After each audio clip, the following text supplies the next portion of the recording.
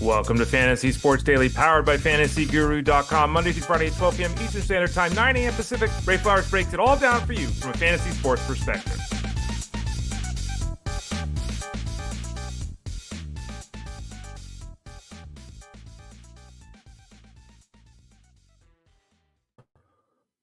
Morning, everyone. Welcome to Fantasy Sports Daily, powered by FG. As you just heard, I am Ray Flowers, as you also just heard, here with you Monday, Tuesday, Thursday, Friday. Why am I not here on Wednesdays? Because I'm with Jeff Mans on the Elite Sports Show. So you're here with us for an hour, 12 to 1 Eastern Time, Monday through Friday. Justin Frenchman hosts here on Wednesday, so we don't lose anything when I'm away here on Wednesdays.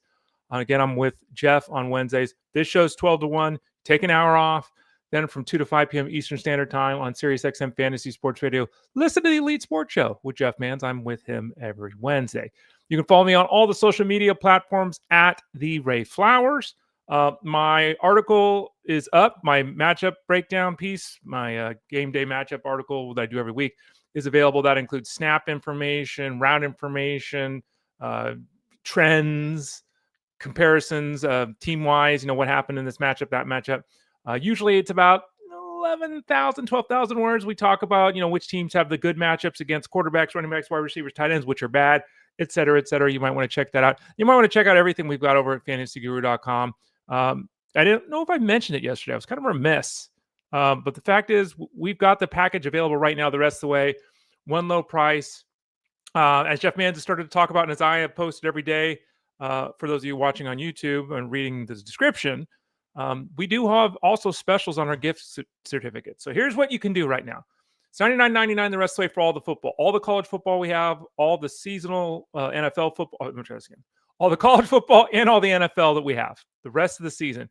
For both of those, you get DFS, you get wagering, you get seasonal. So basically every article, every live stream, every podcast, every ranking, every projection, every chat room, all of that over at fantasyguru.com. One price for the rest of the season. Here's how you can kind of work around it. If you want to, you want to get involved and the deals are no longer there because they've expired, that kind of thing, get a gift card. You buy a $25 gift card, we give you $35. You buy a $50 gift card, we give you $65. You buy a $100 gift card, we give you $125. And I think if you buy a $200 gift card, we give you $250. So the bottom line is, hey, you could sign up for this $100, right?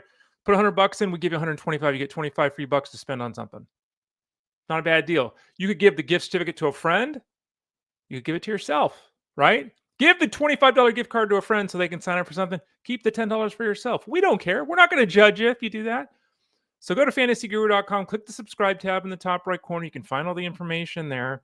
And again, if you're watching or listening on YouTube, you could scroll down and also find all this information here. Click the subscribe tab in the top right corner. Send an email if you have any questions about any of this to support@fantasyguru.com. Don't forget the MVP plan is available right now. The MVP plan is basically everything we do besides football and baseball. So NASCAR, PGA, MMA, soccer, horse racing, basketball, hockey. If I didn't say that, did I say that? I don't know. There's so many of them. I always forget what I'm saying. All of those are in the MVP plan. Basically everything we do besides football and baseball available right now over at fantasyguru.com. What are we talking about today? Well, it is a Thursday, so that means a couple of things. Number one, that means we're going to talk waiver wire, go over some of the results, not because my leagues matter, but it's just a jumping off point to talk about the players with you all. We'll do that. We'll also talk about some injured players, some big name guys kind of wishy-washy this week, so we'll talk about that. We'll have a visit from about 25 minutes from now with Tyler Beaker, who visits us with us every Thursday. Tyler will jump on. We'll talk Thursday night football, Lions and Cowboys. We'll also talk about a myriad of situations. What's going on with the Chargers offense? Hampton and Herbert. Adonai Mitchell, what should we be thinking? I know he tweeted out that he's pretty excited about some of the coverages that Mitchell's been seeing. So we'll talk a little bit more to Tyler about him. The return of Terry McLaurin. Chris Olave, his health scenario is up in the air. DeAndre Swift, Kyle Monangai, what's that backfield situation look like? Patriots running backs, ugh.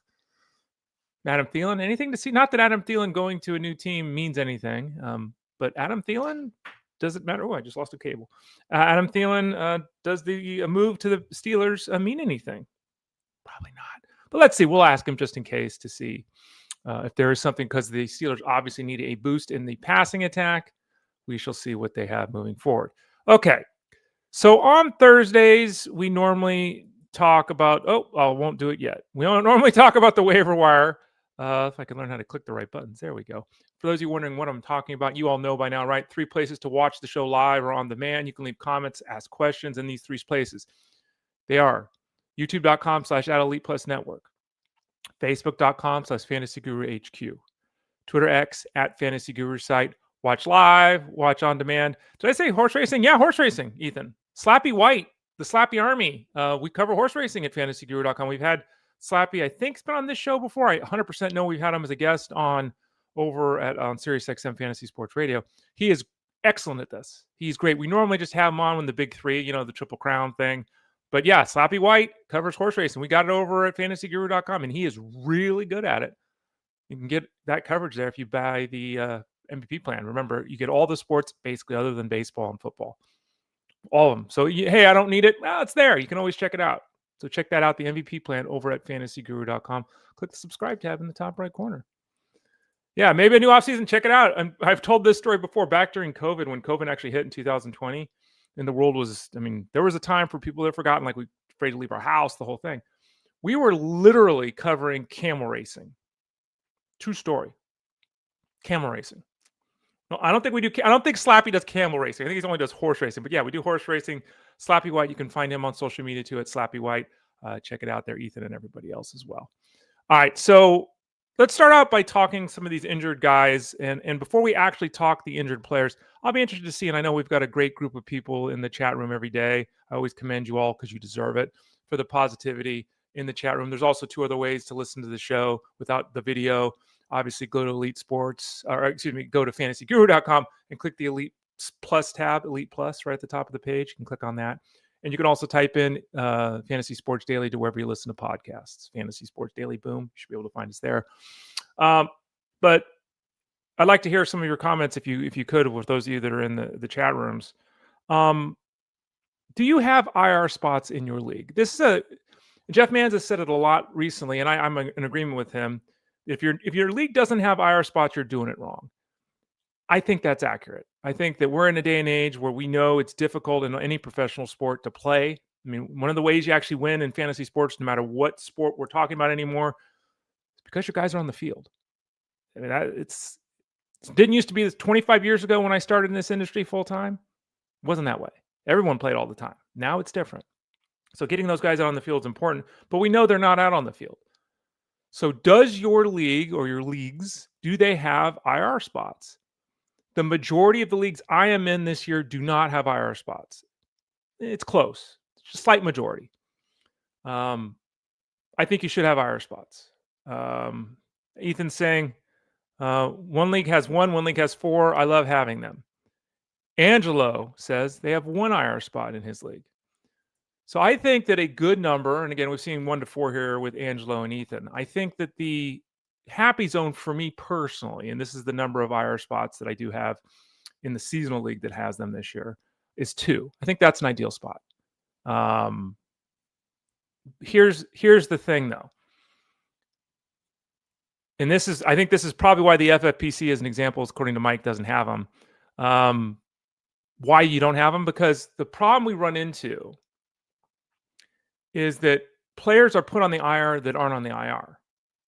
In baseball, which is my other big thing we cover, and by the way, I'm writing baseball behind the scenes right now already for 2026. You can't put a player on the injured list until they've been placed on the injured list. From what I hear from all the people in the Discord and chat rooms and everything over at fantasyguru.com is the overwhelming majority of leagues allow you to put a guy on the injured list if he's out that week, even though he hasn't been placed on the injured list. So in football, you get placed on the IR, you're out for 4 weeks at a minimum, right? That's how that goes. IR spots should not, in my opinion, be for you to put a guy on it that's just not playing this week. That's not what the IR spot should be for. The IR spot should be for Brandon Ayuk. The IR spot should be for Trey Benson. It shouldn't just be, guess what, this week, hypothetically, Justin Herbert doesn't play this week. You can put him on the IR. It's not going on the IR. He shouldn't be eligible for the IR. But I know the overwhelming majority of fantasy football leagues don't do that. So my issue is the guy should only be able to put on the injured list if they're actually on the injured list. And most leagues don't do that. Gavin says, leagues with no IR is unplayable. Jeff said, let's say the league should have 2 spots. I know I said that, Gavin. Not sure I agree, even though half of my damn team has been injured this year. Yeah, I think 2 is a good number. There is always the debate here in baseball. I'm in a lot of leagues where it's 5. Now, remember, in baseball, we have 30 players on a roster. In football, we usually have 16, maybe 18. So 2 or 3 is equivalent to what you have for baseball. So it's pretty similar. But again, you can set these any way you want, right? Your league can do anything you want. Eric says, totally agree. The process has changed the fantasy game, and change the game, and fantasy should follow suit. Agreed. Good call there, Eric. Ethan, my baseball league is unlimited, but with active players like myself, I really like it. I'm in leagues that have unlimited. The problem with unlimited is that, you know this, Ethan, the 30-man rosters, everyone ends up with 39 players on the roster because all these injured guys, and there's no one to pick up off the waiver wire. So I think unlimited is taking it too far. I think there should be some kind of a limit. Gavin said, your point about players actually needing to be on the IR is very valid. Thank you. I appreciate you saying that, Gavin, because I don't think most people agree. I don't think most people do. Having an injured guy that's beat up, having Trey Benson, yeah, you should be able to put him on the injured list, right? Having a guy that's, kicking around this week and, like I said, Justin Herbert, he's not going on the injured reserve list. Alex says both of my dynasty leagues have 5. I think that's fair. My dynasty league also has 5, Alex. My dynasty league, I don't know about your size of your league. My dynasty league is actually 50 roster spots. We have full NFL teams, IDP, the whole thing. So, yeah, we have a taxi squad too, but again, because we have full NFL rosters. But yeah, or when Chase was eligible for the IR with a spit, yeah, that's a perfect example, Gavin. If you are in a league that allowed you to put Jamar Chase on the injured reserve list because he got suspended for spitting at an opponent, that's wrong. Straight up, just wrong. It's not even debatable. It's just wrong. And I know a lot of leagues allow that. So we need to have the IR spots, I think, is the consensus we're kind of getting here. But there should be some rules because getting suspended shouldn't allow you to be. Now, a lot of leagues have an NA and all this extra stuff. And, I like to keep it kind of simple. It's a lot different in other sports like baseball, where an NA spot, you could be holding a minor league player. We don't really do that in football. We don't hold practice squad players. So a little bit different. Sleeper makes them to actually have to be IR to be eligible. Yahoo is a free-for-all, says Ethan. I don't play on all these platforms anymore.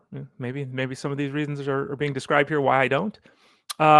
Manny says Sleeper has a setting where the IR is only eligible for players on the IR. Suspended players should definitely not be eligible. Correct, Manny. And realistically, most of these providers do have a way for the commissioner when the league is being set up to toggle settings, right? 2 wide receivers, 3 wide receivers, half point PPR, full point PPR. Look at how it's handling the injured reserve list and make your decisions accordingly. Okay, so that's kind of where I'm glad a lot of you are in agreement here. There you go. Now, one other thing.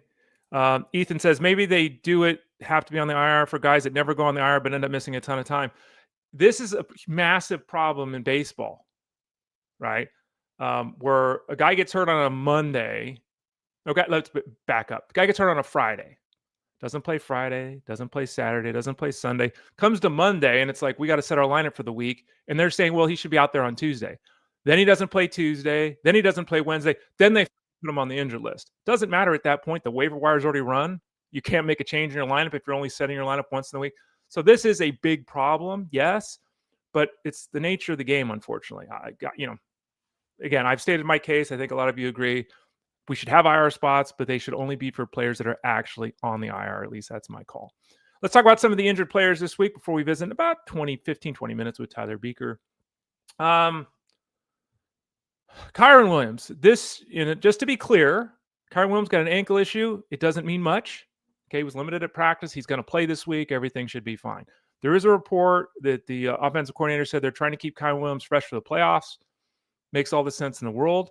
Let's reiterate the point that I've made on this show multiple times. I keep seeing this insanity with Blake Corum. He scored a touchdown last week. First time in 2.5 months he had, double-digit PPR points. First time in 2.5 months, I think he had 6 points in a game. Blake Corum's not usable. I keep seeing he's a flex play, he's a flex play, he's a flex play. The last 2 months, he's averaged 5.5 PPR points. If you're playing that, you're losing. He's not a flex play. He is, as I stated yesterday on the Elite Sports Show, remember, 2 to 5, Monday through Friday on SiriusXM. Corum is a problem for Kyren Williams because he's capping Kyren Williams. Kyren Williams used to be the guy getting 23 touches. Now he's the guy getting 16 touches, right? Williams is still the lead back. He's still the number one back. He's still basically getting in the end zone every week he plays, pretty much. Corum is still just a nuisance. But with the OC basically saying that, hey, we want to keep Kyren good for the playoffs, this is probably what we're going to do. So Kyren Williams is still a running back 1 on the season. He's still a guy you play every week. There's just going to be that ceiling. Again, he's not going to see those massive workloads that we have seen from him the past couple of seasons. He does have an ankle issue, very minor, not expected to be a big thing. He should be fine this weekend. Cardinals got a couple of things going on. Greg Dortch has got a chest injury. He didn't practice yesterday. Could be absolutely nothing. These early week things, we'll have to wait and see. He's been around for years, right? Blah, blah, blah. We have a heel issue, though, with Marvin Harrison. We don't know if Marvin Harrison's going to play this week or not. This is a big deal. We've talked about this already this week. The Cardinals still are throwing the ball with Jacoby Brissett 40 times a game. We know that McBride's going to come through, and then it's a matter of what do we do with Wilson, Harrison, and Dortch. Dortch is not usable if Harrison is playing. If Harrison is out, as we've seen, right, those 2 games that Harrison missed, 5 catches, 60 yards, and a touchdown, I think, both games. Maybe it was 550 and a touchdown both games for Dortch. So continue to follow his situation for both of these guys. Dortch is a nobody unless Harrison is out. Harrison must start if he's in there, but both guys dealing with some physical issues right now. Good news for the Vikings. JJ McCarthy practicing in full. Okay, he's going to be the quarterback this week for the Vikings. As amazing, as bad as he's been, he can't be worse than Brosmer was. We know Brosmer, whatever. Good news-ish for the Vikings. Obviously, the big storyline here is what's going on in the backfield with Aaron Jones, right? Is Aaron Jones, because if Aaron Jones is in there, Jones and Mason, we know what their roles are, and it's kind of If Jones is out, Mason becomes a potential starter this week because McCarthy is inarguably better than Brosmer. Is he anything that's going to elevate anybody? No, we know that. But yeah, there it is. There it is, right? JJ McCarthy, remember, 10th overall pick, NFC Player of the Week in Week 1. Now things have fallen so far that there are significant stories around the world here, around the game of football, that suggest that they're going to draft another quarterback. They're going to sign somebody. Like McCarthy has been so bad this year, they're already considering moving on from the number 10 pick in the draft last year. Getting the old Josh Rosen here. We'll see how it goes here with him in the offseason.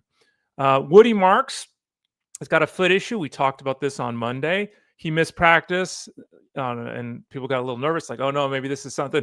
Well, according to D'Amico Ryans, the head coach, they fully expect for Woody Marks to play through the foot injury this week. Obviously, positive news there. As we have discussed with Marks many times here on the show, he's a volume guy who's doing nothing. It's not easy to touch the ball 18 times a week and only have 68 yards of offense week after week, right? It's not that easy. But he's extremely important to what this offense is trying to do. They give him the ball an awful lot. Now they're facing the Chiefs this week. It's not an easy matchup. Marks is not somebody that anyone should be ecstatic to hear that he's playing, right? It's not like, oh my God, now I got my guy. Where do we have him ranked this week? Let's see here. Got him ranked 26th at running back right now. So again, he's a flex option. Totally fine with that. But the good news is that he's going to be able to play through the foot injury, according to the head coach, and I imagine that is accurate. Look at everybody. Washington to the moon. Woo! Washington defense to the moon, says Mike. Ethan says, good news for the Commanders. Yeah, so everyone go Commanders defense here. Okay, so that's kind of some of the big storylines. Now let's talk a little bit about the waiver wire. Let's throw this up here on the screen. The first league we'll look at is the SiriusXM Host League, 12-team super flex league, $100 to spend in this league. And this is interesting. Here's Mike Evans. I think we'll see Mike Evans in another league here in a few minutes. Why is Mike Evans on the waiver wire? Well, because in these leagues, there's no IR spot. So Mike Evans gets released, right? Mike Evans, for those people that didn't see the news yesterday, they've opened the 21-day window with Mike Evans. In theory, he could play this week. The odds of him playing this week can't be any better than 50-50, but there it is, right? I mean, then this is significant because even if Evans is out there playing half the snaps, he's a significant player that a defense has to think about. He opens up the field for everybody else, whether that's like Buecher or Godwin or Otten. So would be a huge benefit to the offense there if he was able to play. He went for $4 in this SiriusXM host league. I'm basically out of money. My team's not very good anyway. What's my team in this league? This is one of the leagues where my team has gone to pot. 5-8. So, I mean, it's just CJ Stroud's been in and out of my lineup. I've been rolling out Tyrod Taylor in a super flex. It's just bad. Ricky Pearsall is atrocious.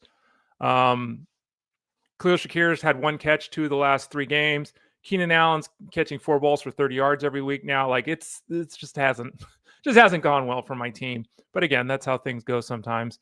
Let me make a note here about something I just thought of. But so anyway, we saw, as long as the pen works, we saw Evans go for $4. A really good addition. He may not play this week. It's really tough to just say, hey, it's Mike Evans. I'm going to throw him out there after he missed 6 weeks, 8 weeks, whatever it is with his hamstring injury. Tough to do that when we're talking fantasy playoffs potentially. Remember, I was reluctant with Terry McLaurin last weekend, and Terry McLaurin balled out. So we'll talk way more about Evans and break things down in way more detail when we get that confirmation he's in there. Would love to see him play this week, so we don't have to make do we start him in the fantasy playoffs cold decision moving forward. Isaac TeSlaa went for $6. We'll see him all over the place. That's 6% of the budget here. We've talked about TeSlaa in detail on the Sirius XM show. We've talked about him in detail here. Let me just reiterate again. TeSlaa played all the snaps last week. He ran all the routes last week. I think it was one less snap and one less route than Jameson Williams. He was on the field the entire freaking game, and he saw 2 targets. Now, it's a really good matchup on paper for the Lions. The Cowboys, obviously, not good against the wide receiver position. In fact, here are the numbers. Let's pull it up. Here's what we're talking. The Cowboys have allowed 9 touchdowns in 5 games to the wide receiver. They've allowed the most fantasy points to the wide receiver the last 6 weeks per game. They've actually allowed the most points overall, too, and they've only played 5 games in the last 6 weeks. So it's a great matchup on paper. So if you have TeSlaa and you want to roll the dice, I get it. He is not a direct replacement for Amon-Ra St. Brown. The game will have gone haywire-ish for the Lions if TeSlaa's seeing 8-9 targets. He is a 6'4" workout warrior. He is not a tactician running routes in the underneath. Like, that's just not who he is. He is a guy who looks great in his underwear. He's 6'4", 215, 40 time, shuttle time, vertical, all this stuff, right? He checks all the boxes. But can he play football? He can make we've already seen him make the great catch this year. We've seen that. But can he do enough tactically to get open, to create separation, those kind of things? We just don't know. He is not the stand-in for Amon-Ra St. Brown. Kennedy is actually the guy that will take Amon-Ra St. Brown's role in the offense. TeSlaa is more of an outside guy. Again, 6'4", 215. He's not running a lot of stuff out of the slot. So matchup says go for it, but keep those expectations in check with TeSlaa. Devaughn Vele for 2% of the budget. We'll see a huge bid here on him in a few minutes. I've talked about him already this week. 8 catches, 90 yards, touchdown last week. Could be the number 2 wide receiver. I think he is the number 2 wide receiver for the Saints. Number 3 is Tipton. That's how things have gone there. Chris Olave's got a back issue. He had a setback with his back issue. Wasn't fully practicing yesterday. There's concerns about Olave. So I get adding Vele. I'm not saying it's wrong to add him. I think at this price point, go for it. At the 26% rate, we're about ready to see. No. Vele, to me, though, is not somebody you want to start. He is, just like TeSlaa, kind of a desperation play. Hopefully you don't have to make desperation plays. I mean, there's 4 teams on bye. If I'm trying to make the playoffs and I'm resting my season on Devaughn Vele, I'm not feeling very good about it. Jerry Jeudy for $1. Okay. Cooper Kupp for $1. Who cares? Pat Bryant, talked about Pat Bryant. Coming out of the bye week, Pat Bryant ran more routes, played more snaps, and saw twice as many targets as Mr. Franklin. 1 game, 1 off? Maybe. But again, to reiterate, with the entire extra week to install new plays, and Pat Bryant ran more routes, played more snaps, and doubled the target share or target rate or target total, of Troy Franklin. So it's just something to think about. $1 edition of Pat Bryant. If I'm adding Judy, Cup, or Bryant, I would add Bryant. Not saying you should be playing any of them, but I would have added Bryant. Brenton Strange for $0. That's a great ad. That's a great ad. The league kind of asleep there, if being quite honest. I got Harold Fannin. Could I gone Strange? Yeah, sure. I probably should have.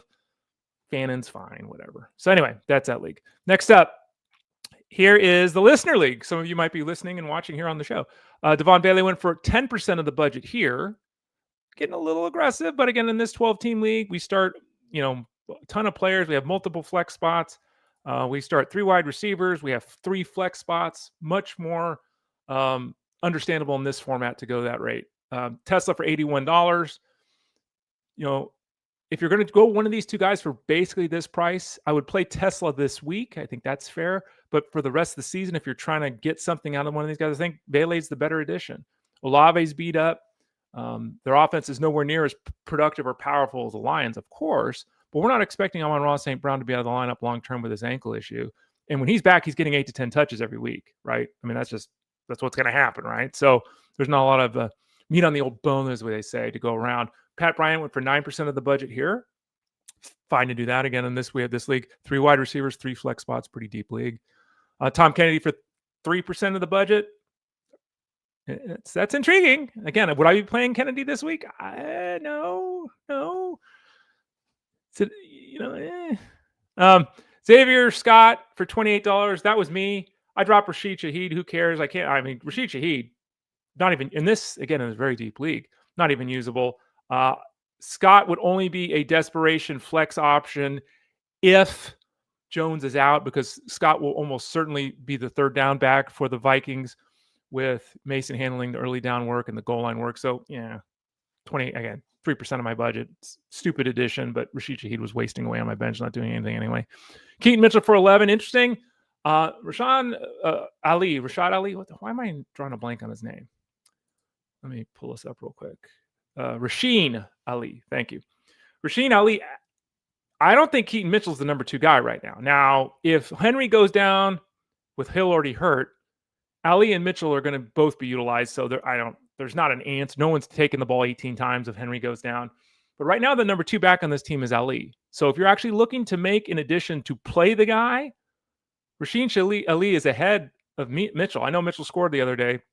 Mitchell is not on the field. Ali's on the field more. He's playing he's the third down back now, with Justice Hill being hurt. So keep that in mind. Ray Davis for 11. I mean, sure. Tank Bigsby was dropped to make the move. I mean, Ray Davis had a nice game last week. They ran the ball that did the Bills all over the Steelers, I think it was, right? I could be having a brain cramp there. But Davis still isn't startable. Again, cuff your guy, whether it's Bigsby or Davis. If you have Cook or Barkley, good move otherwise. And then Ross Dwelley for $8. He will be the starting tight end this week for the Lions. I'm not excited about that, though, in any way. Finally, the last one here before we talk to Tyler Beaker in a few minutes. Devaughn Vele went for 26. Now, again, this is a 14-team league, 3 wide receivers, $100 to spend. $26 is way too much for Devaughn Vele. Failed bids of 10 and 14, more reasonable. You got to get your guy. You got money left to spend. You're trying to make the playoffs. Okay. I went $14 and got Jordan Mason. Failed bids for him were 10 and 1. Why did I go so high on Mason? Because this is the league where my team is terrible. I'm just trying not to finish in last place. And so I know I'm out of the playoffs. I have no chance. It's impossible to make the playoffs. Every one of my team has been hurt all season long. Every player I picked has been messed up. I mean, you want to talk about, I think I pulled this up yesterday. Let me just grab it real quick. First round pick is Justin Jefferson. Disappointed. Second round pick, Kenneth Walker. Disappointed. Third round pick, Garrett Wilson. Hurt. Fourth round pick, Jaden Daniels. Hurt multiple times. Travis Kelce, fifth round pick. Totally good. Stephon Diggs in the 6th. Fine. Jaden Blue. Nothing. Trey Benson. Nothing. Ray Davis. Nothing. Malik Washington. Nah. 14-team leagues are not easy, especially when you draft them in June. But this league is just, this team just hasn't worked at all. So bottom line is I'm grabbing Mason, who I have to start with Devin Neal. Those are my 2 running backs. Yeah, 3. I got Kenneth Walker on this injury and the flex spot, but there you go. TeSlaa went for 10% here. Alec Amanor went for 6%. I mean, again, 14-team league. There's not a lot on the waiver wire, but I mean, he hasn't done anything in 2 months. Pat Bryant for 6 also. CJ Stroud for 3% of the budget. Fine. Let's see. Adding the Washington defense. We just talked about that earlier for $1. Good there. P. Ryan for $1. It's fine. Bottom line is, really uninspired bidding with a really big bid price there for Devaughn Vele. Okay. Let me see these comments here before we talk to Tyler Beaker. Here's Nick, by the way. I'll learn how to use my screen. Let's get rid of this. There we go.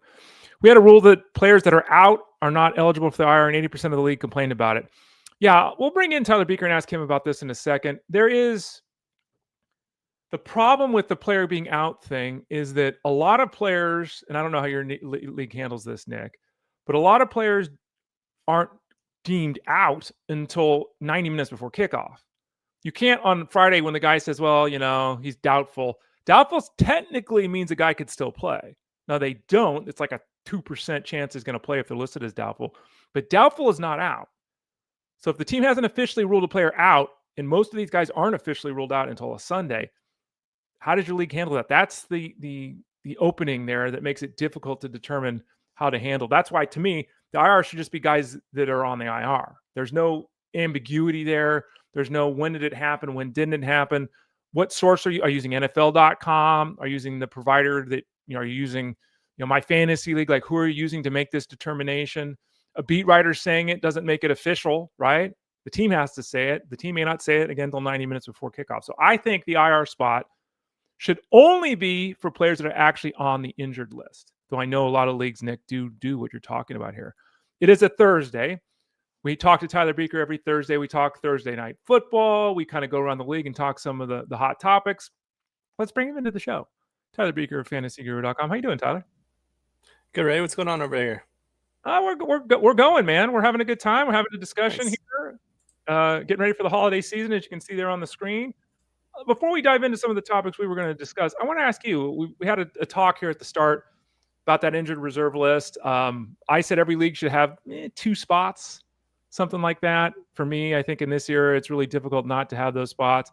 I said guys should only be able to place it on that list if they're like Brandon Ayuk or Trey Benson, Mike Evans, guys that are actually on the IR. In your leagues, are there IR spots? And how is the IR actually handled? No, I don't have any leagues that have IR spots outside of dynasty leagues. And the dynasty leagues are the way you described. They are on the injured reserve by the NFL, and that's what dictates whether or not they're capable of being put on there. Not a guy with a sore ankle for a week. That's BS. You guys know that. Like, come on. Like, what are your commissioners allowing? Or maybe it's the draft sites that are allowing that. It's just ridiculous to me. This is a conversation. I really think the IR thing for the NFL is even something that we shouldn't even discuss for redraft squads. That's what kind of makes the waiver wire worth pursuing, is the constant churn and burn of players that are injured and not injured. I just don't see a benefit to that in most typical redraft leagues. Maybe I'm being a bit of a sour person over here, but that's just my thoughts on it. Does your thought process change if you're in a 10-team league versus like a 14-team league? Does it matter? Or you're just, the rule is the rule for you? No, if they're not on injured reserve, then they're not worth holding on to. Like, for someone to just stash Joe Burrow for this entire duration and then get a top 5 quarterback rest of season because they had a vacant spot, no, that's BS to me. You need to burn a bench spot, not an IR spot, in order to make that sacrifice and have that player as a worthwhile stash. In my eyes, I think this is just kind of taking advantage of what started as us bending the rules for COVID and has just deteriorated. So I'm on the page of just getting rid of it entirely, unless it's like a dynasty format. A lot of the paid places don't, and this was brought up earlier on the show, you don't have an IR spot. It's, it is what it is, right? It's like you can keep the guy on your bench or drop him to the waiver wire. So, and that's up to you, which makes bench and roster management a super important element of this game. See, you thought I was rough, guys. Tyler was even rougher. Look at that. He's kicking it down. Tyler Beaker of fantasyguru.com. It's a good discussion anyway. I wish there was more unanimity too. The worst thing is, like we're talking about, the guy's out this week with an ankle issue and they put him on the injured list. I think we can agree at least that's the worst of it. Let's talk about some of the storylines here before we talk Thursday Night Football. Chargers offense got a couple of things going on. One, Omarion Hampton looks like he will play. We don't have certainty with that unless it's happened in the last 20 minutes. Justin Herbert probably more likely than not to play, but we don't know there. So how are you looking at this Chargers offense right now on a Thursday morning, which is way too early? But these are two, and we're talking about the quarterback and the running back. I mean, this could change dramatically if it's Vidal and Lance versus Hampton and Herbert. It is, yeah. This is the Monday Night Football matchup too, so we've got even more time to wait for it, and we have less outs with it not being a Sunday game if we are to wait until the last minute designation for one of these players. Lovely. What we all like to hear as fantasy playoffs are right on the cusp of occurring. I believe Herbert will probably play. It's his non-dominant hand. We saw Aaron Rodgers miss a game for this last week and then come back in week 14. Week 13, pardon me. The running back situation is more cloudy, namely because we've seen this Eagles run defense perform decently for most of the season, and then last week they just got bludgeoned by the two-headed monster of Monangai and Swift. Right. Is that here to stay? Do they fix their problems? Was that a blocking scheme thing that Ben Johnson and company were able to take advantage of? Because the Chargers offensive line is not quite the same caliber as the Bears offensive line. Chicago's line ranking among the league's best in run blocking this year. That said, I mean, we've seen Marion Hampton do really well. It's just really going to change depending on the quarterback there. So if we get Justin Herbert under center, I think it's all wheels go for this team. They are a -3 home favorite in Los Angeles. I think there's a good chance that they play with a positive game script. If we get news that there's late quarterback swap, man, anything goes. Anything goes with him. Tyler Beaker of FG joins us Thursdays at 12:30 Eastern Standard Time. We all know Adonai Mitchell's not catching 8 balls for 100 yards and a touchdown every week. Everyone knows that. But if I didn't have a fever dream, I think you were tweeting out the other day that there's some coverages here that are advantageous for Mitchell being a productive player the rest of the way. Did I have a fever dream, or is that basically what you said? Yeah, I don't tweet much these days, but yes, it's a good spot for him. This matchup upcoming again here against Miami. So last week, what set him off was the fact that they played the Atlanta Falcons, who are number 2 in highest rate of single high coverages. So that creates a lot of one-on-one opportunities on the outside on the perimeter. Adonai Mitchell is able to take advantage of some of those YOLO balls that Tyrod Taylor was just chucking up, 50-50 grabs. They're not always going to come down for receptions, as you just noted. In fact, he's had a lot of air yards, very few receiving yards prior to last week, and that's probably going to happen more often than not. That said, this is a pretty good matchup here against the Dolphins, who are giving up a league high in completion rate. They are top 6 in yards per attempt. Across the board, we've seen many teams shift to a single high coverage against the Tyrod Taylor Jets whenever he's started, which is only 3 games, small sample, but it's a +7 or +8% shift towards single high. So that's kind of notable. And teams are doing that because, okay, we'll dare you guys we'll dare to live by the arm of Tyrod Taylor, which I kind of understand. They're gonna eliminate Breece Hall. They're gonna eliminate the rushing production from Tyrod, force him to make those throws in the outside, which Tyrod doesn't always make. He's not the most accurate quarterback, but he does have a world-class burner there in Mitchell, who was a player many people were high on entering the league, just kind of got stuck behind Alec Pierce as the deep threat for Indianapolis. Now in this trade to New York, I mean, they're evaluating for the future now. So I think they're going to continue to feed Mitchell frequently. I like the spot here for him against another Dolphins team that's played a good amount of single high since these last 3 weeks, since week 10. So if we see the shift in defenses going toward more single high, carried over with the Dolphins being a team that's already shifting towards single high, all culminate towards even more of this coverage for the Jets in week 14.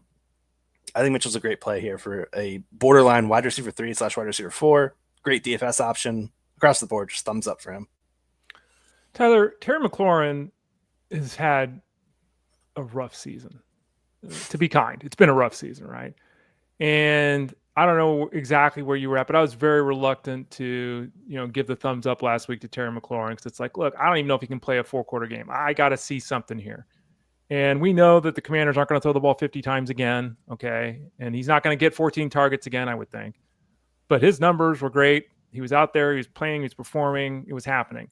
Still aren't certain, unless something again happened in the last 20 minutes here, still aren't certain who the quarterback is going to be this week for the Commanders. But did you see enough with Terry McLaurin that he's back to being a top 25 wide receiver and we're just booking it? I was with you in terms of my reluctance to start him. In fact, I told everybody in Fantasy Guru not to start him because he's a guy coming off a multi-week injury. He's facing like one of the best pass defenses in the league that's getting back their top corner in Pat Surtain. Nothing about it said a good play And we were right for the first 30 minutes of that game. He had 1 catch for 11 yards entering halftime. Then he had some magical orange slices or something at the halftime with in the locker room. Came out, finishes the game 6 for 96 with the game-sealing touchdown. Almost got off for the win, aside from a batted pass on that 2-point conversion. Otherwise, we'd be talking about this Commanders team in a different light. But yeah, he's back after that second half. I mean, they had to call upon him out of necessity, but he delivered. Time and time again, he was picking up chunk gains for first downs. Now he draws the Minnesota Vikings here, an indoor matchup, which is great this time of year. The Minnesota Vikings play a lot of zone. They play a lot of too high against zone coverages. He's got a 2.94 yards per out run rate. That's very strong. He's also the team's first read against the blitz with a 33.3% target share. The Vikings are number 2 in yards per target and yards per reception to opponents aligned out wide. So on paper, I'm backing McLaurin. I'm backing McLaurin no matter who the quarterback is here, whether it's Daniels or Mariota, as Chris Collinsworth loves to say. Yeah, the guy's been around for a decade. Let's change. And Jeff Manns went off on this too. It's like, yeah, it's been around for a decade. Don't we know how to say his name by now? And if we don't know how to say your name, shouldn't you have said something before a decade went by? I don't know. That's just me. Tyler Beaker, FantasyGuru.com. It is Tyler Beaker, right? I am pronouncing your name correctly? It's Beaker. Yeah, no, okay. You're correct. You're correct. Okay, there you go. Tyler Beaker of FantasyGuru.com. What's going on with the Saints? Devaughn Vele out of nowhere had a big game last week. Chris Olave has been dealing with the back injury and now is, he apparently had some kind of setback this week. What are we dealing with here? This offense, it's been pretty much like the Rams, right? There's a few guys that we can count on, basically Olave, whoever the running back is, and Juwan Johnson. Well, now Olave's uncertain, and Vele's coming off a big week. Yeah, I mean, we got to remember that this team traded multiple draft picks to acquire him right before the start of the season. As the Denver Broncos were trying to just get rid of him, they found a sucker that bought him for multiple draft picks. So good for them. Vele, though, I mean, like this is a point where the Saints are limited from the playoffs, so they're really just evaluating for the future. What do we have in Tyler Shuck? What do we have in Devaughn Vele? Are these guys we want to build around or not? We saw last week a strong performance from Vele there. He went snap for snap, route for route with Chris Olave as the clear number 2. Like it's very clearly the number 2 option there in this offense. Ever since letting go of Rashid Shaheed, they let Brandon Cooks go. So now we're looking at just a pretty consolidated group of wide receivers. It's them, Mason Tipton, and a bunch of jabronis. But what they're doing with Vele, I think, is just really evaluating him for the future. If we've got this back injury for Olave going to limit how much volume he gets, I think we're going to see a lot of targets to Juwan Johnson and a lot of targets to Vele to close out the year. Tyler Shuck has quietly impressed me. The last 3 games, about a 70% completion rate over those 3 games. He's delivering the ball, 2 touchdowns in 2 of 3. I like the spot for the Saints against the Bucs. The Bucs are number 28 in defensive success rate allowed through the pass. They're also giving a boatload of production to outside wide receivers. It's a good spot for Vele. Tyler Beaker of FG. Bears. A lot of people still don't like DeAndre Swift. I don't really know why. He's like running back 17 or something like that, and he missed a game. He'd be running back 13 if he played the game. He's been fine. A lot of people are nervous last week, and it's like, look, he had 19 touches last week. Like I know that Monangai had a 125-yard touchdown. They both did it, right? And Swift touched the ball 19 times and had a touchdown. Like now we got Monangai who's a little bit beat up, missing practice yesterday. What's the backfield look like to you? To me, it's still Swift as the lead guy, and Monangai, if I gotta. But what do you think? Yeah, he's a top 15 play in my eyes every single week. Sorry, I'm slurring my words today for some reason. Holiday eggnog, is that it? Yeah, right. I wish. No, lack of sleep. DeAndre Swift though is just in a great spot once again to continue to produce. The Bears face the Packers this week. Green Bay's got a strong pass rush. They've got a quality secondary, but you can definitely beat this team on the run. They've slowed down in their run stopping abilities these last few weeks. Good spot for this two-headed duo to go. I just love the people that panic over Swift's one game. Was it 2 weeks ago now? Where he had 15 rushing yards or something about that. Yeah, it was a low game. Yeah. It was a low performance, but it was truly the anomaly. And yet everyone's running away with that one as if I told you so, he couldn't do it, yada, yada. It's just blatantly ignoring all the other great games he's performed. Maybe it's a small bubble that I'm just hearing as the loud bubble. But yeah, I think Swift is in a great play again. Top 15 option here entering week 14. In week 14, the Patriots on bye. So this is one of those odd questions, but we're talking about playoffs starting next week for most people, right? So coming off a bye, let's talk about the Patriots backfield for a second. I mean, it's like, look, Ramondre Stevenson had one more touch than Henderson. He played more snaps than Henderson. He ran more routes than Henderson. He played more third down snaps than Henderson. What's going on here? I mean, is this a scenario where the coaching staff's got it wrong? Do we have it wrong? Like, what's going on here that they continue to give the ball to a good football player who clearly is not as dynamic or effective as the guy they're choosing to give him the ball over? Vrabel does not give a darn about our fantasy squads. He could not care less. He could care less, whatever. There is just frustration to be had here in this backfield. And it's one of many backfields where there's a split opportunity. We just need to be cognizant that's the way the NFL is going these days. I had hoped that week 12's outing, where it was basically all in favor of Henderson over Stevenson, had echoed into week 13. Week 13, we should also keep in mind the New York Giants run defense entering the game was among the league's very worst. So entering with a game plan that centered around these two guys getting a lot of volume was pretty darn evident. Like, it made a lot of sense for this team in terms of a game plan. Moving forward, we'll see some more tougher matchups going on, but I'm still of the belief that Henderson is the singular player you'd want to start for fantasy, but Stevenson's going to be around. Like, he's a thorn that's not going away as much as we'd like him to. The volume is there. The efficiency is not. And that's the most frustrating part from a fantasy angle, because volume drives everything. And if we're not getting 15 plus opportunities for Henderson, or if he's capped at that number, at best, he's a back end RB2 at, maybe flex. Like, right. Most people probably have a comparable RB2 that they can throw in that they probably just aren't going to be tilted by Stevenson touchdowns. Tyler Beaker, FG, joins us every Thursday at 12:30 Eastern Standard Time. Tyler, let's talk one more situation before we talk some Thursday Night Football. Good game on paper. Adam Thielen to the Steelers. Like, okay, come on. Like, they traded 2 draft picks to get Thielen, then they let him go, and the Steelers say, oh, we'll pick him up and all that.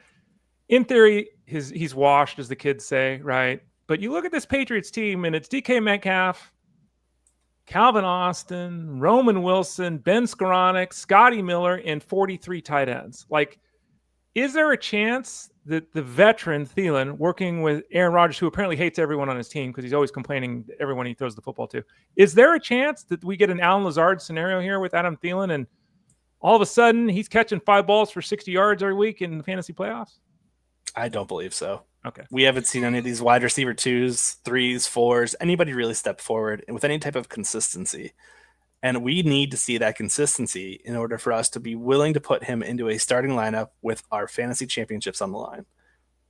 There's just not enough time for that to happen. Unless he comes out here and gets a 10-catch, 120-yard game, follows that up with another 8-catch, then maybe in week 16 you feel comfortable.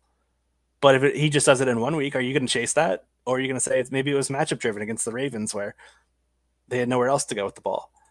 I'm not excited about this at all. I just think he's a guy I'll be letting others grab on waivers, but I've also been a player that's actively avoided all Steelers pass catchers this year. Let me make that very clear. I've been avoiding them because it's an Arthur Smith offense. We know how he does things.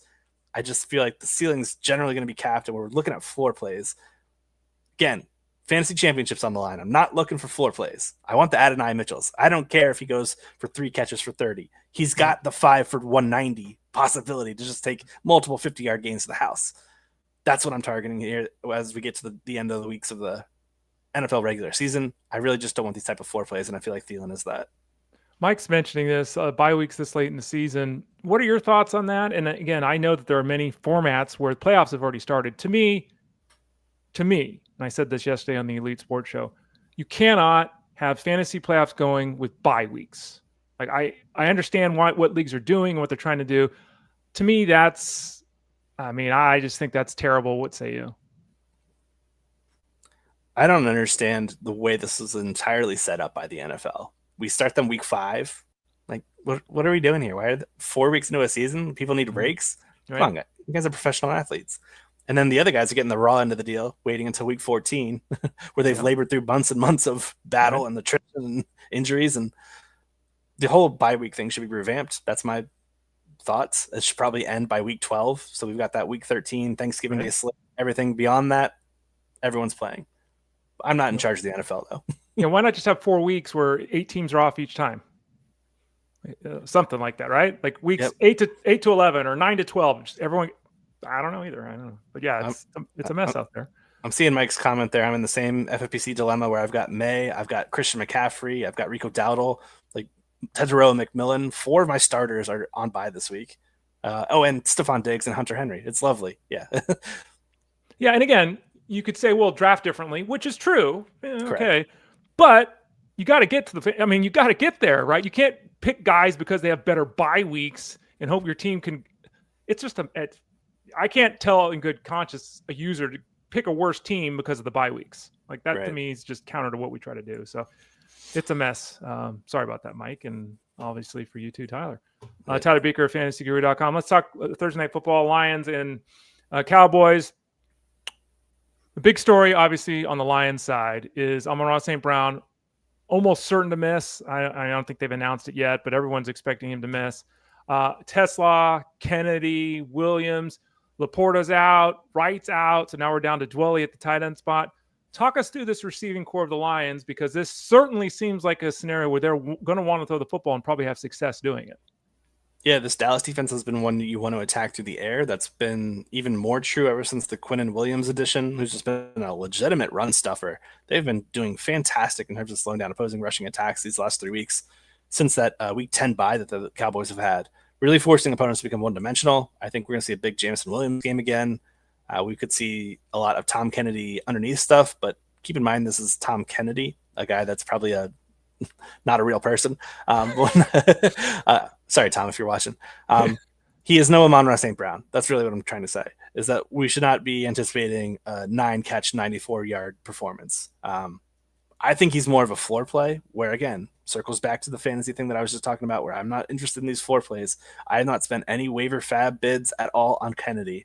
I'm rather taking those swings on a guy like Isaac TeSlaa, who has some upside. He's got a nose for the red zone. Every time we've seen him play, he's like produced at least one splash play that's been very fascinating and interesting to watch, whether it be in yards after the catch or a ridiculous end zone grab. He also is coming off a 92% snap share performance, filling in the Khalif Raymond role. So I think there's a good chance that he could get involved in red zone once again, but he's just not drawing a boatload of volume. And that's his big issue. Maybe he does here in a shootout against the Cowboys. This game has the highest game total of the week, 54.5. Dallas can allow a lot of points in the secondary. That's their weak spot. So with a lot of these corners and safeties still banged up on Dallas's end, I think it's a good shot for some of these guys to get going, especially if we see the run game falter and force Detroit to become one-dimensional. I actually think the wrong team might be favored here. I think Dallas +3 is maybe a sharp play. By the way, this is the 7th year for Kennedy. I think he has like 18 catches, to Tyler's point. Amazing he's been able to stick around, right? As basically a practice squad special teams guy. Good for him, but tough role to see him thrust into. They're going to run the ball effect. I mean, we start in Gibbs. I think we're probably starting Montgomery. You know how this goes. Is it this matchup? Are we expecting ceiling plays or floor plays from those two guys? Hell, I was expecting ceiling plays from Gibbs last week, and he made me eat some crow before I had my Thanksgiving dinner on Thursday. Yeah, that was a rough performance from Gibbs. Didn't even get him going in the pass game either. He had like 20 carries for 60 rushing yards or 70 rushing yards. Yeah. It was not a ton. This is another spot where I think they're going to have a tough matchup here. I saw multiple linemen for the Lions are also banged up. They are questionable. So let's just say they're not operating at 100%. Maybe we get one of those guys ruled out, 1-6 in. But yeah, it's just not a good matchup here in terms of what the Cowboys have been able to do. They've been putting down some great defensive lineman combinations there with multiple defensive tackles. They've really sold out to kind of slow down the run and force opponents to become one-dimensional against them. So I do think this is a spot where Gibbs gets going in the pass game. I said that last week. He had 4 targets, 3 catches. So we'll see if it rings true this week. But on paper, it should be a spot where Gibbs gets going in the pass game. On the other side, let's talk Javonte Williams for a second. I don't know if he's saying he's slowed down is fair, but his production has slowed down, be it because he was just producing over his head or because he's wearing down a little bit. The matchup with the Lions, the last 5 games they played, they're one of the bottom 5 or best defenses, top 5 defenses against the run. It's like 4 yards a carry, like 1 rushing touchdown in 5 games to the running back. So they've done a much better job here of late against the run. How are we judging Javonte Williams? Is he still just a volume-based running back too? We can't get around that? Or are these numbers and this matchup saying something different, which is Williams might actually be a good play tonight? Yeah, I think Williams is a good play tonight. The matchup's fine in terms of what I've seen, but yet the recent production from the Lions run defense has been, I think it's been more hit or miss. What I'm interested about Javonte the most is the volume. Like, he is a guy that they will continuously feed the ball throughout the game. So by the time we look up at the end of the fourth quarter, we're looking at 18 to 22 opportunities. He just consistently does well. I wrote him off entering the year. I was clearly very wrong with that. He's turned every chance he gets to prove me wrong, and he's succeeding doing it. I think this is another spot where he gets the 18 to 20 plus opportunities. We've got Malik Davis behind him, Hunter Lupke, the fullback. Nobody's really getting a lot of like run as an RB2 here. This is one of the few backfields where we've got a singular guy getting that 80% snap share, 80% touch share. It's very rare. So for that reason, I do think Javonte is still in play as like a high-end RB2, maybe a low-end RB1. But yeah, this is a decent spot for him. High game total too. I'll note that. High game total. We're expecting offense on both sides, obviously, because of that. Dak Prescott or Jared Goff? Do you have a favorite amongst the two quarterbacks here? Both guys, obviously, in a seasonal format, should be started. Let's say it very clearly. But do you have a favorite? Is there an easy Goff Prescott choice here? I actually do like Dak quite a lot in this matchup. Okay. Multiple reasons. Lions secondary is banged up. They are without Terrion Arnold on IR. They were without safety Kirby Joseph. That's 2 of 4 starters, 2 of 5 if you go nickel. Dak also has fantastic splits against man coverage. The Lions are running that at one of the league's highest rates. He's also entering this game red hot. Quarterback 3, quarterback 6 over his last 3 outings since the team's bye. And some of those were matchups where they were just able to run the ball with a lot of success. So I envision this game, one where they could get pushed. Should be a good spot for him. He will be without Tyler Guyton, one of his offensive tackles. Lions are 27th in pass rush win rate, so maybe that's not a huge loss. But yeah, I just like how everything lines up for Dak and for his 2 top pass catchers against the secondary that's given up a lot of pass production. So I think it all is going to be on the shoulders of Dak. I think he's going to put up a big game here. Angela's asking about Mr. Ferguson, the tight end of the Cowboys. He catches 5 passes basically every week. Like his floor is really high. He had a huge touchdown stretch there, but there's a lot of mouths to feed in this offense. He has only 1 touchdown in the last 5 games. Is this a game that you think Ferguson's going, 5 for 49, or is this one of those big games for Ferguson? No, I thought it was a middle of the road matchup for Dallas in terms of the them versus the tight end. I didn't really see anything to say Ferguson would be in for a big night. It just seemed like a middle of the road matchup. So like you said, he's been a high floor asset in a game with a high game total. We're just really open for a touchdown. Scott's got the question, which is always difficult, but PPR 20 points, Pickens and Lamb. Can they both do that? It can happen, especially if the guy's going for 330 and 3 or something like that. But getting both guys at 20 points is a pretty tall task most of the time. It is, but this is a super consolidated offense in terms of where the volume's going. It's really fun for that reason. I'll note that this team ranks number 3 in highest rate of explosive pass plays allowed defensively, the Lions I'm talking about. So Pickens and Lamb, both these guys are also seeing fantastic splits against man coverage. They are almost identical. Each one has a 32% first read against man coverage. So every third look, it's one of these 2 guys, or Ferguson or check down or Flournoy, or it's just random options as the third option. But Pickens and Lamb, they definitely have a shot at both hitting 20 plus in this game. Tyler Beaker joins us every Thursday, 12:30 Eastern Standard Time. Tyler, you normally have a bet. And remember, you can go to fantasyguru.com, click the subscribe tab in the top right corner. If you have any questions, send an email to support@fantasyguru.com to get signed up for the football product. One price, NFL, college, seasonal DFS wagering, one price for all of the football the rest of the way. You got a bet for us tonight? I do, yeah, and I owe you guys a winner. So let's hope this one comes to for us. Dallas first half team total over 12.5 points. So big reason for this one is they've been kicking butt lately. Anytime they're on the road, they are 5 of 6 in clearing this goal of 12.5 fantasy point or 12.5 total points. The Lions are among the worst in red zone to touchdown rate. We also know their head coach, Schottenheimer, is, for lack of a better word, a bit of a coward going for 4th downs. So that creates a lot of long field goal opportunities. It's inside in the dome. True. I think there's a lot of points to be had in this game. 12.5 amazed me that was an option. It's 13.5 on most books, but it's 12.5 over on DraftKings. So I would pounce on that now before that line moves. Tyler Beaker, obviously one of our lead analysts for seasonal football, for the wagering piece. He hosts the live stream every Friday night doing the DFS. So yeah, he kind of does it all for us, and he joins us here every Thursday at about 12:30 Eastern Standard Time. The Daddy Dog has got a question about Lamar Jackson. He's been terrible for 3 games. Point blank, he's not even averaging 10 points, I don't think, the last 3 games. It's just terrible. Him or Goff? Like, what do you do here? Goff without St. Brown, Goff pocket passer. Lamar theoretically could go nuclear in any game. Lamar Jackson or Jared Goff for you this week? You know, Lamar's getting dunked on quite a lot, and he should be. He's had 3 of his worst. The last 3 games he's played have been among his 10 worst games in his career in terms of EPA. That said, the Bengals game left a lot of optimism for me to say this was just bad luck all coinciding week after week. Don't forget how that game played out against Cincinnati. Isaiah likely fumbled at the 1-yard line, throwing away like a 44-yard touchdown. Yep. Zay Flowers got called on a Stephon Diggs-like ticky-tacky OPI call where he barely pushed off, right, which would have negated a 36-yard touchdown. He also missed out on a few massively big chunk gain plays to Devontae Walker where it hit him in the hands and he wasn't able to bring them in. All of these things would have culminated in Lamar clearing our 10-point fantasy point threshold we just discussed there. Right. So I think there's a lot of regression coming in Lamar's way. The rushing clearly isn't there, but there is a lot of things that just kind of snowballed in terms of him having a poor outing on Thanksgiving. I'm more bullish on him returning to glory. Steelers defense, man, they are battling a lot of injuries. They just got rid of one of their corners. Another corner is banged up. I think it's a good spot for Baltimore to get going against Pittsburgh, who the Bills just toyed with them all game long.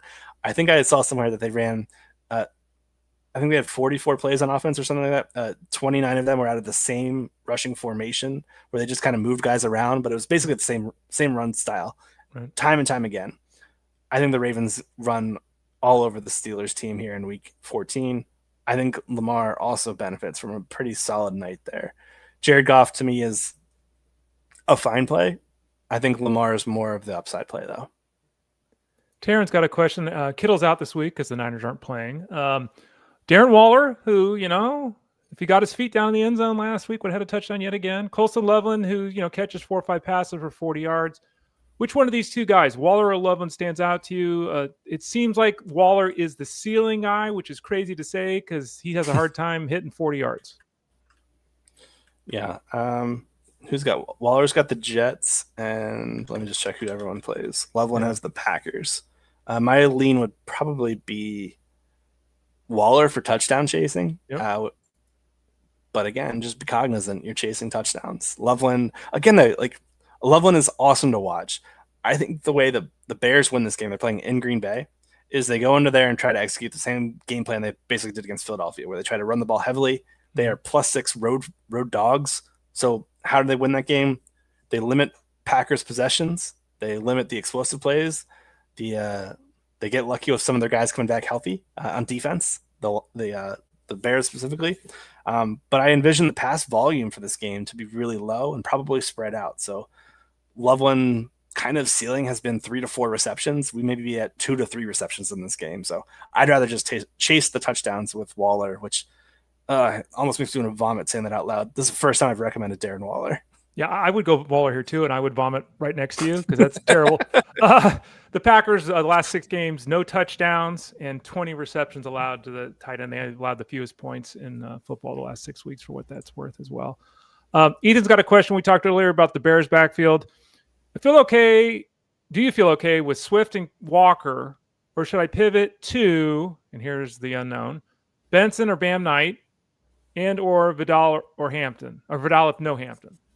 So we've got Swift and Walker in now. Would you take either one of those guys out for Benson, who I don't think Benson's playing? Right? I don't either. Yeah. So do we take Swift or Walker out for Bam Knight or Vidal if there's no Hampton? Be careful, though, as Tyler already noted, Chargers play on Monday. So if we don't know for certain, you're going to have to make that decision before Monday on Vidal. And it sounds like he does not have Hampton in this situation. Yeah. So for that reason, I would be playing Swift and Walker.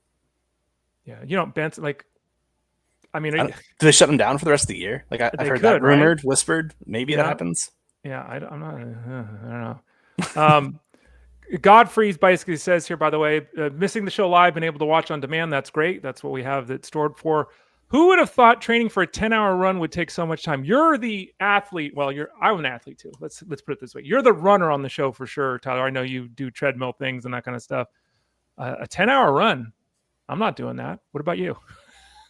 I think the most I've ever done was a 4-hour run in high school.